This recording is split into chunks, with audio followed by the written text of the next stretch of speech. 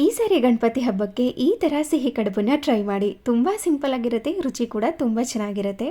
ಮೊದಲಿಗೆ ಒಂದು ಪಾತ್ರೆಗೆ 2.5 ಕಪ್ನಷ್ಟು ನೀರು, ಸ್ವಲ್ಪ ಉಪ್ಪು, ತುಪ್ಪನ ಹಾಕಿ ಅದು ಕಾದಾದ ಮೇಲೆ 2 ಕಪ್ನಷ್ಟು ಅಕ್ಕಿ ಹಿಟ್ಟನ್ನು ಹಾಕಿ ಮಿಕ್ಸ್ ಮಾಡಿಕೊಂಡು ಒಂದು ಲಿಡ್ಡನ್ನು ಕ್ಲೋಸ್ ಮಾಡಿ ಎತ್ತಿಟ್ಕೊಂಡಿದ್ದೀನಿ. ನಂತರ ಒಂದು ಪ್ಯಾನ್ಗೆ ಸ್ವಲ್ಪ ಬಿಳಿ ಎಳ್ಳನ್ನು ಹಾಕಿ ಹುರಿದು ಅದೇ ಪ್ಯಾನ್ಗೆ ಸ್ವಲ್ಪ ತುಪ್ಪನ ಹಾಕಿ ಫ್ರೆಶ್ ತೆಂಗಿನಕಾಯಿ ತುರಿ, ಅದಾದಮೇಲೆ ಸ್ವಲ್ಪ ಬೆಲ್ಲನ ಹಾಕಿ ಚೆನ್ನಾಗಿ ಮಿಕ್ಸ್ ಮಾಡಿಕೊಂಡು ಕೊನೆಯಲ್ಲಿ ಹುರಿದಿರುವಂಥ ಎಳ್ಳು, ಸ್ವಲ್ಪ ಏಲಕ್ಕಿ ಪುಡಿನ ಹಾಕಿ ಮಿಕ್ಸ್ ಮಾಡಿಕೊಂಡ್ರೆ ಸ್ಟಫಿಂಗ್ ರೆಡಿಯಾಗಿರುತ್ತೆ.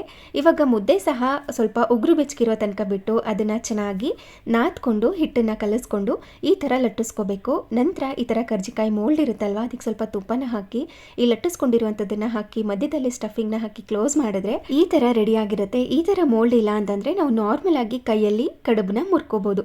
ನಂತರ ಅದನ್ನು ಒಂದು 8 ರಿಂದ 10 ನಿಮಿಷಗಳ ಕಾಲ ಸ್ಟೀಮ್ ಮಾಡಿಕೊಂಡ್ರೆ ಗಣಪತಿಗೆ ಪ್ರಿಯವಾಗಿರುವಂಥ ಸಿಹಿ ಕಡುಬು ರೆಡಿಯಾಗಿರುತ್ತೆ. ಈ ಸರಿ ಹಬ್ಬಕ್ಕೆ ಈ ಥರ ಒಮ್ಮೆ ಟ್ರೈ ಮಾಡಿ.